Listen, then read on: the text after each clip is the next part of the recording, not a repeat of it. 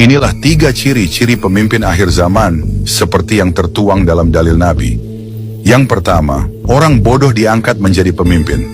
Akan ada pemimpin-pemimpin bodoh yang akan memerintah kamu akan mengenalinya dan kamu akan membenci mereka. Hadis riwayat Muslim. Yang kedua, penguasa sewenang-wenang. Akan ada di akhir zaman para penguasa sewenang-wenang, para pembantu atau pejabat pemerintah fasik, para hakim pengkhianat, dan para ahli hukum Islam atau fuqaha pendusta. Sehingga siapa saja di antara kalian yang mendapati zaman itu, maka sungguh kalian jangan menjadi pemungut cukai, pegawai kanan, dan polisi. Hadis riwayat Tabrani. Dan yang terakhir, pemimpin kejam layaknya mencabuk rakyat. Jika umurmu panjang, engkau akan segera melihat satu kaum membawa cambuk seperti ekor sapi di tangannya. Setiap pagi dan petang mereka dilaknati oleh Allah Subhanahu wa Ta'ala. Hadis riwayat Muslim.